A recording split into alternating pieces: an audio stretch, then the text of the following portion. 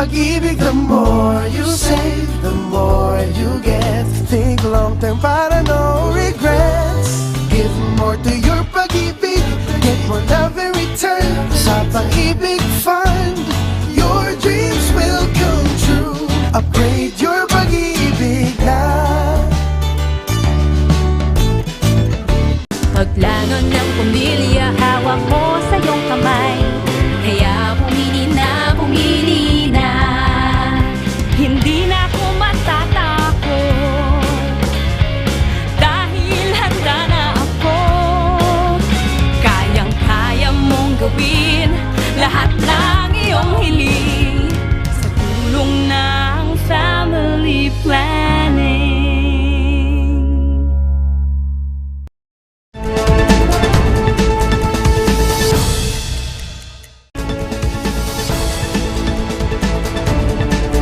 Narito na ang mga nagbabagang balita.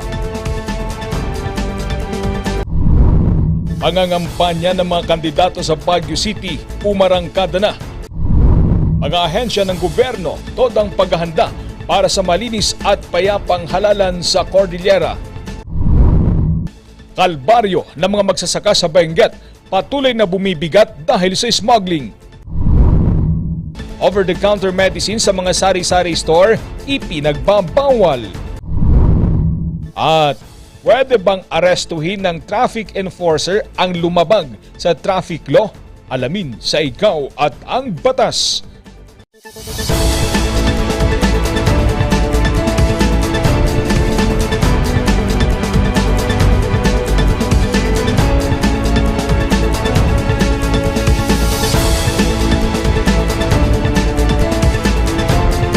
Mula sa Highland TV News Center Baguio, ito ang Zone Headlines. Naimbag Malem Amyana na Luzon, hatid namin ang mga maiinit na balita.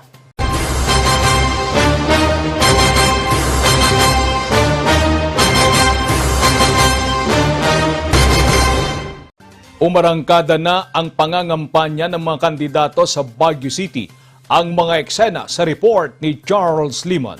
Sumigawan lahat ng mga nasaktan sa pag-ibig! Only God who molded and created me. Umarangkada na ang gimmick ng magkakatunggaling kandidato sa Baguio. Ang Team Dumogan sinimulan sa virtual at mga bara-barangay ang pangangampanya. Dito, ibinandera ang serbisyong Tatak Dumogan at ang plano nito sa pandemya. Ang Dumogan way of service, who cares, who listen, and who is accessible to all. Yung City Hall, open sa lahat. Walang masyadong requirement, walang barcode, QR code. Mabuti na mag-aral tayo ng teknolohiya, QR code or barcode. Ngunit hindi gusto't sabihin na kung wala kang QR code, hindi ka makapasok sa City Hall. Paano naman yung ating mga constituents who like to bring their problems and concerns na kailangan nila? Ngunit hindi gusto't sabihin na kung wala kang QR code, hindi ka makapasok sa City Hall. Paano naman yung ating mga constituents who like to bring their problems and concerns na kailangan nila? Yung gawin natin po, bigyan natin yung prioridad, yung preventive measures. Which simply means, bibili tayo ng mga vitamins at mga gamot that strengthen yung immune system ng ating constituents. Nanindigan ng Team Dumogan na dapat na manaig ang kapakanan ng mga business owners sa development ng palengke at ang pagkuha ng business permit. Ang building permit sa pag-issue ng business permit. Talagang hindi natin susundin yan. Kung yung negosyo ay malaki at gagamit ng building at walang building permit, Yung gagawin lang, pa-inspect natin sa city engineer sa Sibaw kung structurally safe yung gusali, bigyan natin ng business permit para makapag-negosyo. Yung terms and conditions for the city government dapat maliwanag. Hindi naman yung ibigay natin sa isang developer na who will operate the city market for a period of 50 years. At kung matapos yung 50 years as kukunin mo, baka i-require pa na bayaran mo ang cost ng development. Kasama sa Team Dumogan ang mga tumatakbo para sa konseho na sila Leandro Yangot, Elmer Datuin, Ryan Mangusan, Levi Lloyd Orcales, Benny Bongogaw, Len Ortega, Vladimir Cayabas, Michael Humiding at Murphy Maspil. There's a light, a certain kind of light. Nagsagawa naman ng proclamation rally ang Team Magalong noong linggo. Ibinandera naman ng Team Magalong ang pagsusulong ng good governance at ang pagresponde sa pandemya. Nagpunta kami sa Irisan Dam site. That was my first day of office. Opening the eyes of my department heads na ito ang nararanasan ng ating mga kababayan sa Baguio. Bakit sa ilang dekada, ilang taon, maraming taon, why did not we do something about it? How come nothing has been done about it? Dumalo sa proclamation rally ang tumatakbo sa pagka-vice mayor na si Faustino Olowan at ang mga kandidato sa pagka-konsehal. Patuloy naman ang pagsuyo ni Attorney Edison Bilog sa iba't ibang barangay sa lungsod. Paalala ng COMELEC sa mga kandidato sa lungsod, sundin ang mga patakaran sa pagdidikit ng campaign posters at mga health protocol sa pangangampanya. Aabot sa 49 na mga kandidato ang maglalaban-laban para sa iba't ibang posisyon sa lungsod. Charles Nicolimon para sa Luzon Headlines. Patuloy ang pagtutulungan ng iba't ibang ahensya ng pamahalaan para sa malinis at ligtas na halalan sa Cordillera. Magbabalita Randy Guzman. Patuloy na binabantayan ng PNP at AFP ang ilang lugar sa Kalinga.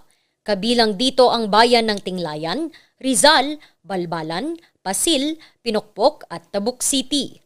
Dahil ito sa mga naitalang insidente ng panggugulo ng mga rebeldeng grupo sa eleksyon. We are always watching on yung mga reports because AFP, we are trying to link yung mga action nila on specifically people or individuals na nagiging connect nila sa ground. This will be essential also in our assessing on their capability to influence yung mga tao natin to vote for sa kanila. So, this is very critical nga dahil nga at this time we are prevented to do anti-election anti-election pronouncement. Lalo we are trying to be but in our monitoring we can at least predict kasi kung nakakababa sila sa mga lugar, then there are connections. May makikita mo sino yung connection nila, diba? So we the PNP and of course to our counterpart are on high gear now. We are on the height of this implementation of this ban on firearms or deadly weapons. As shown, as a result, we have arrested a total of 13 violators with 13 firearms confiscated. Kalinga rin ang nanguna sa bilang na 5 na sinundan ng 4 sa Baguio City at 3 sa Abra. Tuloy naman ang pagpapaalala ng DILG ukol sa paglalagay ng mga pangalan ng politiko sa mga proyekto ng gobyerno. So we are strictly monitoring this because we want that if there are projects that are implemented, it should only be limited to the title of the project, who is the contractor, how much is the funds, ano po yung source niya, kailan ini-start at kailan na-complete. So those should only be the information that will be placed in government projects and activities. And when we talk of government properties, Dapat wala yung mga pangalan ng ating mga local officials doon. Ano yung dapat nandoon? Dapat ang nakalagay lang doon is for official use only or yung logo ng ating local government unit. Pareho ito sa layunin ng DSWD sa kanilang anti-EPAL campaign. Sa kampanyang ito, ipinagbabawal ang paggamit sa mga serbisyo ng gobyerno bilang panakot o panligaw sa mga botante. Para naman sa mga manggagawa ng gobyerno, paalala ng COMELEC, all civil service employees, actually all employees in the civil service including teachers, AFP and PNP should not engage in any partisan political activity. That is unlawful electioneering. wala naman raw problema kung sila ay mga empleyadong tumatakbo sa gobyerno o kaya'y kanilang mga nasa opisina dahil sila ay hindi makukonsiderang permanenteng empleyado ng gobyerno. Randy Guzman para sa Luzon Headlines.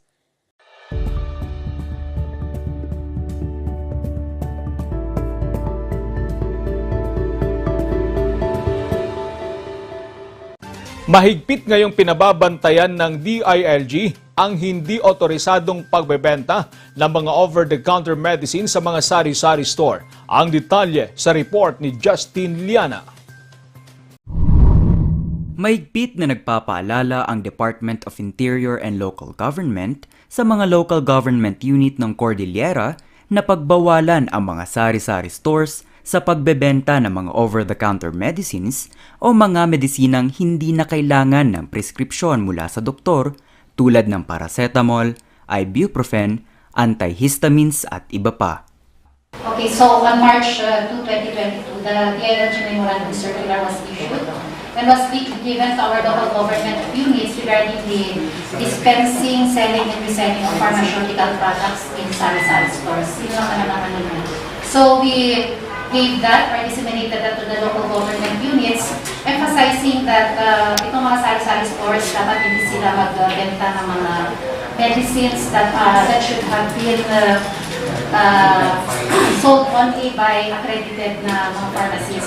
Paalala ng DILG, tanging ang mga lisensyado mula sa Food and Drug Administration ang pinapayagang makapagbenta ng mga medisina at mga produktong pharmaceutical. Kailangan mag-hire sila ng pharmacist sila, hire or employ. Kasi kailangan nila na yung pharmacist na yun, dapat doon nagtatrabaho talaga. So they should employ one. Tapos, siyempre may registered name sila, may mayor's permit sila. They have the local permits, of course. And then, they have the facility na pagbebentahan. Sang-ayon naman dito ang ibang mga butika. Okay yung tanggalin yung mga, kahit over-the-counter kasi yung mga gamot, siyempre yung patient counseling, may kasamang patient counseling yan. Yung mga gamot, yung example, may mga gamot na hindi pwedeng pagsama-samahin inumin, na hindi naman nasasabi, kumbaga ng mga sari-sari stores owners. Umaangal naman ang ilan, lalo na ang mga nakatira sa mga malalayong lugar na kadalasang walang akses sa mga otorisadong butika. Very inconvenient yun sa kanila kasi kailangan pa nilang pumunta sa doktor para lang makakuha ng gamot. Justin Liana para sa Luzon Headlines. Nagbigay naman ng paalala ang mga eksperto sa tamang pangangalaga ng balat at buhok ngayong panahon ng tag-init. Magbabalita, Randy Guzman. Tag-init na, kaya siguradong marami na namang mabababad sa tirik na sikat ng araw. Pero sakit sa balat ang pwede mo ring makuha.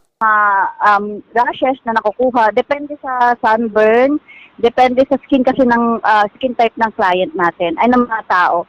So, ang pwede nilang makuha is lalo yung mga mapuputi. So, wala silang masyadong melanin. So, yun yung mga pwedeng magkaroon sila ng mga cancer, ganyan. So, lalo kung napakatirik ng araw. Kaya payo niya, Moisturizer and sunblock is good na. So, dapat every time na lumabas tayo ng bahay, i-protect natin ang sarili natin from the sun, umbrella ulit, and then be sure na nakalagay na kayo ng mga sunblock and moisturizer. And hydrate. Yan, parating namin siya sabi yan, hydrate. Minom na marami. kung sakaling masunburn, pwede ka raw gumamit ng lotion at creams. Pero kung grabe na ang sunog at pinsala sa balat, magpatingin sa mga dermatologist at skin specialist. Dapat ding ingatan ang buhok tuwing tag-init. Hair natin is and dryness and mosquito. Kasi yung cuticle ng hair natin is nadadamage ng UV rays. Yung scalp kasi natin, magkakaroon siya ng dryness. So, dahil sa init, magda-dry siya.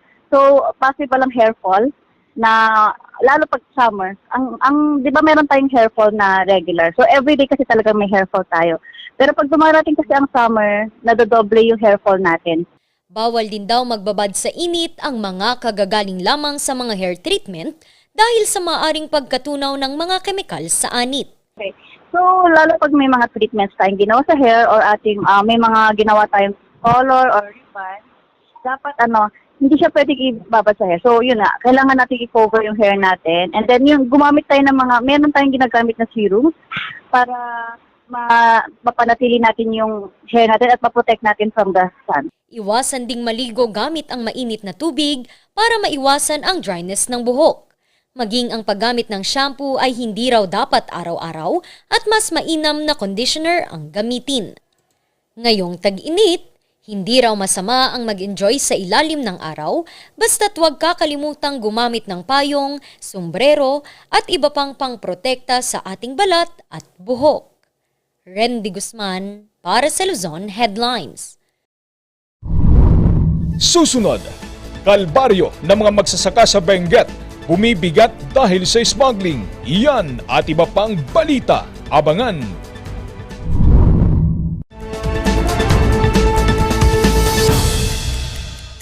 Mula pa Oktubre nung nakarang taon, nagsimula na po akong mamasyal sa buong lalawigan ng Pangasinan.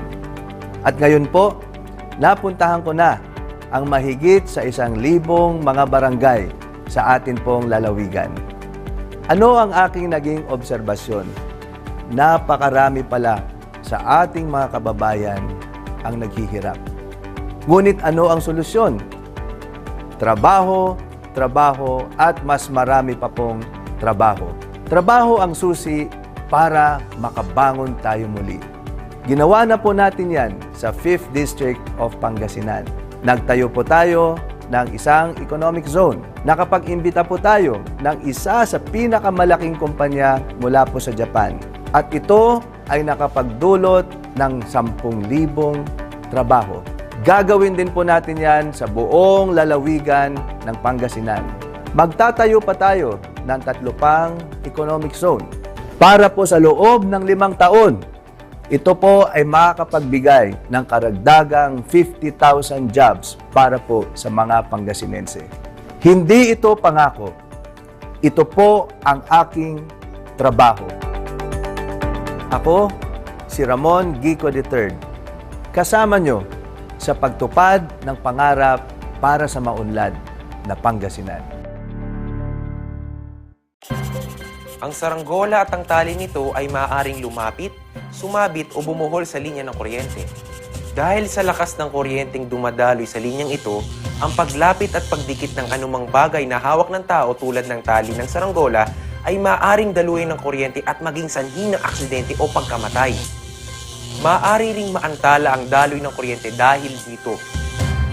Ang paalalang ito ay mula po sa NGCP. The Renewable Energy Resource of the Philippines. Si Mig Subiri ang nag-akda ng Renewable Energy Act na nagpasok ng 1 trilyong pisong pondo na nagbigay ng trabaho sa halos 3 milyong Pilipino, nagdala ng liwanag sa milyon-milyong tahanan at nagpaunlad sa libu-libong komunidad sa Pilipinas. Pangako sa inyo mga kababayan, sa tulong ninyo, itutuloy natin ang pagsulong ng mga batas tulad nito.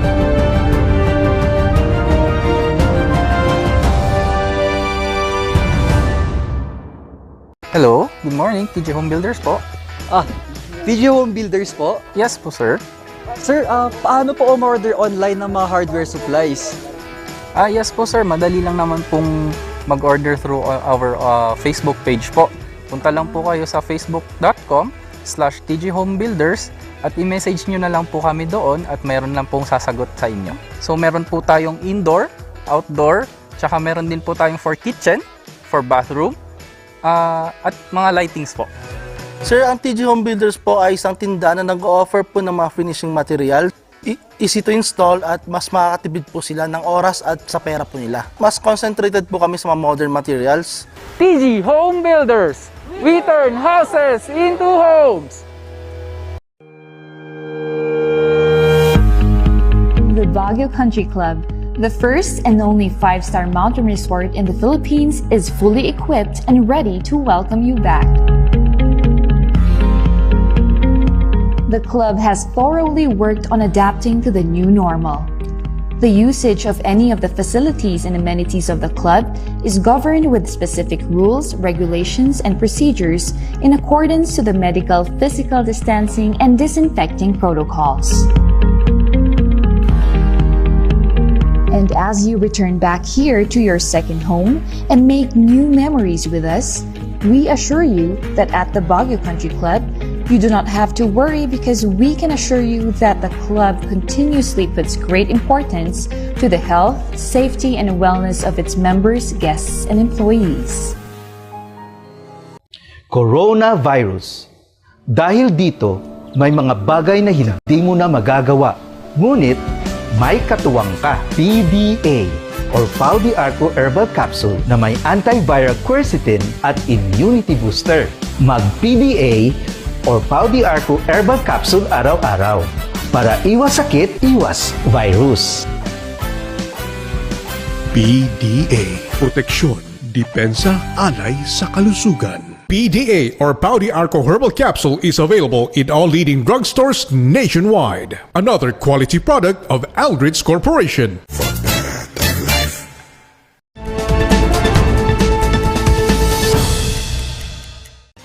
Lalong bumibigat ang kalbaryo ng mga magsasaka dahil sa hindi matigil na smuggling. Ginisa naman ng Senado ang Bureau of Customs at ang Department of Agriculture. Magbabalita, Charles Limon. Hindi pa rin masawata ang smuggling ng gulay sa bansa. Kaya ito pa rin ang kalbaryo ng mga magsasaka sa Benguet. Starting last year, the decline of our purchase or of our orders coming from the different markets, key markets, declined from 20 to 40%. So last year, 20% lang. But this year, because the volume of the smuggled carrots doubled, nagdoble na rin po yung decrease ng order. So the monetary value of this percentage at an average is equivalent to 2.5 million pesos per day. Sa ngayon, problema ng mga magsasaka sa bansa ang smuggling ng sibuyas, bawang, repolyo, strawberry at carrots. Sa pag-usad ng Senate hearing kaugnay sa smuggling ng gulay kahapon, ginisa ng mga senador ang Department of Agriculture at Bureau of Customs dahil sa kabiguan nilang patigilin ang smuggling sa bansa. Isa sa mga katanungan ng mga senador ang kakulangan ng mga ahensya sa pagbabantay sa mga inaangkat na produkto at ang bigong automation sa monitoring ng records ng customs. Tell them to give you real-time arrival. Kasi you can enforce that because you are issuing import permit. Kung ayaw nila sumunod, di wag mo na silang issuehan. In the future. I mean, parang hindi excuse yun eh. Parang ayaw nyo talaga malaman na kung ano ang dumating at hindi dumating. Maghahanap ako ng budget para lang kayo makapag-fully automate. But you seem not interested at the time. So hanggang ngayon, it's already 2022, hindi pa rin kayo nakapag-start mag-automate. Sabi mo, some. So, ano ba talaga? Gusto nyo mag-automate? Kasi batas ito, Customs Modernization and Tariff. Nagpaliwanag naman ang dalawang ahensya ukol dito.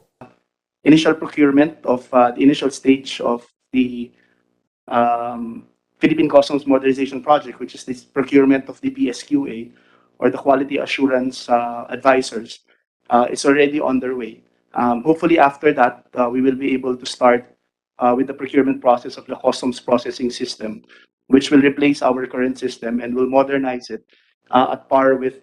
Even if may issued po kaming import permit, sir, hindi naman po yung buong in-issue, sir, ang dumadating, sir. So hindi nyo alam kung ano actual volume of importation?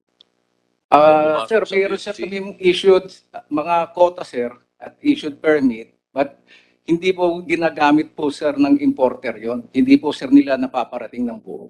Reklamo din ng mga magsasaka ay ang pagpayag ng customs sa pagpapapasok ng mga container vans kahit kulang o may mali sa mga papeles. Kaya naman, kumbinsido ang mga senador na mayroong malaking tao na sangkot. Pag wala nangyayari, may kompromiso. Simple as that. So kindly look into that. Yun ang problema dyan. May nakompromiso, I agree. But at the same time, may untouchable. May mga untouchable. Malakas ang kapit na ayaw nilang habulin. Yan ang basa ko dyan. Yan din ang naging karanasan natin sa paghahabol ng mga involved sa rice smuggling. At least nung panahon na yon, walang untouchable dahil talagang sinampahan natin ng mga kaso, sinuspinde natin yung ilang mga kasabwat. Pero dito, kung ganyang walang kilos at lantaran, yes, compromised, may nakokompromiso sa BOC, sa DA, at may mga untouchable, ayaw nilang habulin. Mungkahi naman ng dating senador at ngayoy Sorsogon Governor Chis Escudero, panahon ng palitan ang mga namamahala sa Bureau of Customs. Palitan lahat ng nasa Bureau of Customs. Wala akong pakialam kung sila'y permanente, i-assign sila sa ibang ahensya ng pamahalaan. Palitan ng bago, masyado nang matagal, na nandun ang karamihan sa mga opisyal dyan, at huwag nilang sabihin wala silang kinalaman.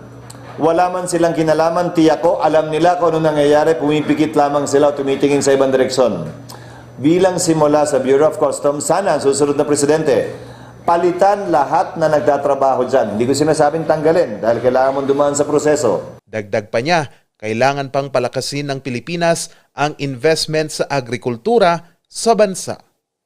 Charles Nicolimon para sa Luzon Headlines.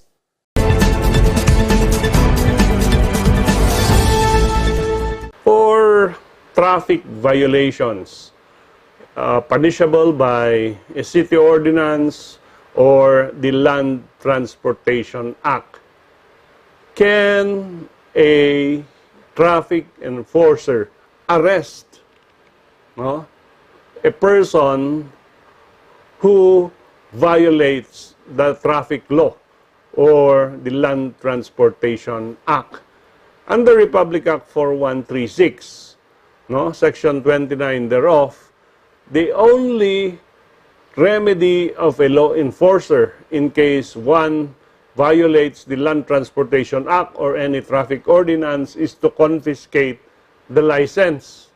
And it prohibits contact between the law enforcer and the driver.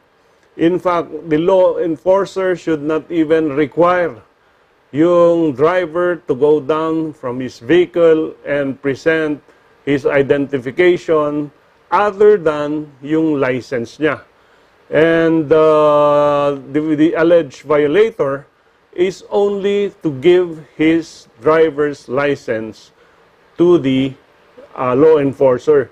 So there is no remedy for a law enforcer to arrest a person just because merong commission of a traffic violation. So pag nag-no parking ka or nag-park ka sa no parking zone, hindi ka pwedeng pusasan at dalhin sa presinto because that is contrary to Republic Act 4136. Of course, there is an exception.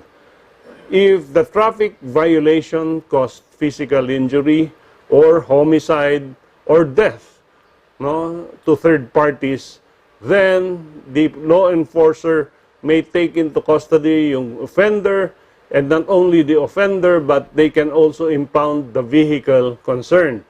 But for pure traffic offenses, there is a prohibition for the law enforcer to arrest yung violator.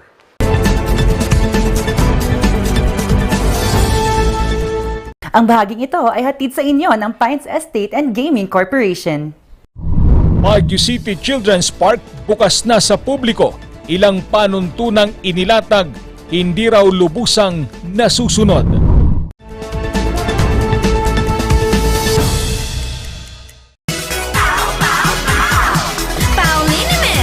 Masakit ba ang likod, ang kasukasuan?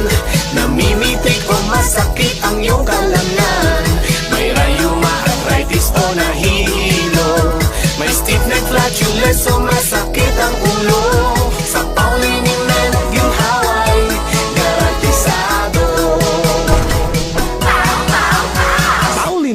isang pahid ka lang. Dahil walang out sa POW!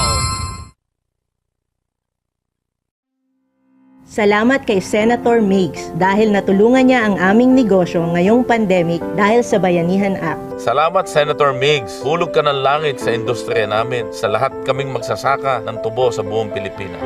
Salamat kay Senator Migs at itinaguyod niya ang karapatan ng aming kooperatiba.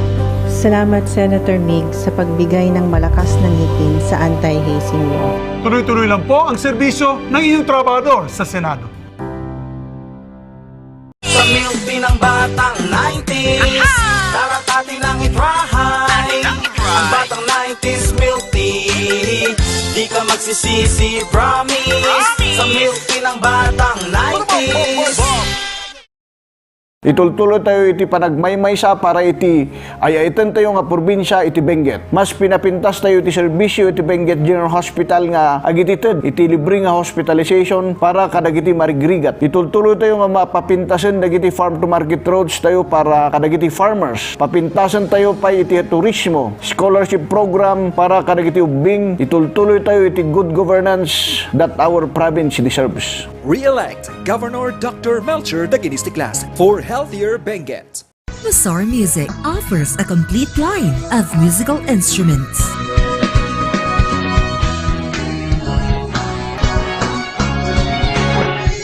Mazar Music, Baguio's pioneer in online music and art lessons.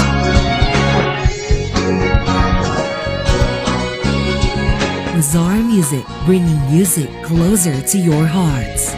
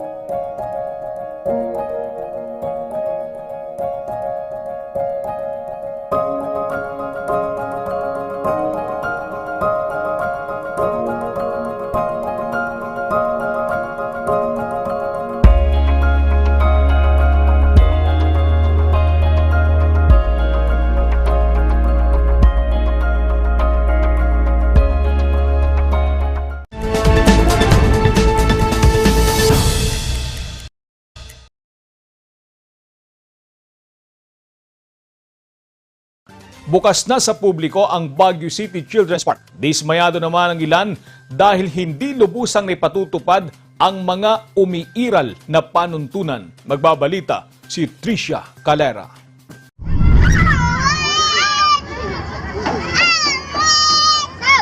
Tila permanente nang nakapinta ang ngiti sa mga batang naglalaro sa kakabukas na Children's Park ng Baguio City.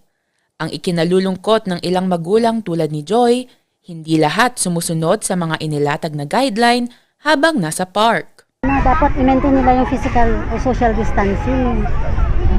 Yun ang tutukan sana ng mga, at magdagdag sana sila ng mga security o mga ibang staff na pwedeng mag-monitor sa mga, kaya ng mga ibang kon, di ba sabi doon, bawal lang mag-ano ng pagkain, bawal kumain dito sa kon, pero ang dami namang may dala pang mga picnic bags. Ilan sa mga dapat sundin ay ang pagbabawal ng pagpiknik, pagdala ng mga alagang aso at pusa, at ang paglimit ng dami ng mga batang pumapasok sa 150 bata lamang. Dapat rin siguraduhin na laging nakasuot ng face mask at nagdi-disinfect ng kamay. Ayon sa City Environment and Parks Management Office, ang mga patakaran na ito ay para na rin sa kaligtasan ng mga bata sa Children's Park. Actually, yung mga rules and regulations naman na yun, hindi naman, marami doon hindi naman bago. It's just that before it was not kumbaga, strictly being implemented. And we just think that with the new normal, with this pandemic, it's important that we have to set the rules and regulations to protect the children. Para naman kay Grace, responsibilidad niya at ng mga kapwa niyang magulang na siguraduhing ligtas ang kanilang mga anak. Dito, kailangan bantayan nila yung mga anak nila pag nandito. Kailangan din meron silang ginagamit na pang-sanitize pag pumunta sila dito. Kasi, syempre, alanganin pa rin ngayon, may COVID pa rin kasi. Kailangan pa rin nilang bantayan. Pag kunwari, pag humawak yung bata sa isang surface, no? Kailangan niyang may wipes pwedeng pag sa kamay. Tsaka, kailangan din yung mga maliliit, kailangan pa rin nilang mag-face mask hanggang po pwede sana. Kasi ganito pa rin, mahirap pa rin yung panahon yan. Siguro okay na yan pag nagbalik na talaga tayo. Para sa maraming taga Baguio, ang muling pagbukas ng Children's Park ay simbolo ng patuloy na pagbalik ng lungsod sa dating normal. Ngunit, dapat pa rin sundin ang mga patakaran para maiwasan ang muling pagtaas ng mga COVID cases. Trisha Calera, para sa Luzon Headlines. At yan ang mga balitang nakalap ngayong araw. Maraming salamat at muli, magandang gabi po sa ating lahat.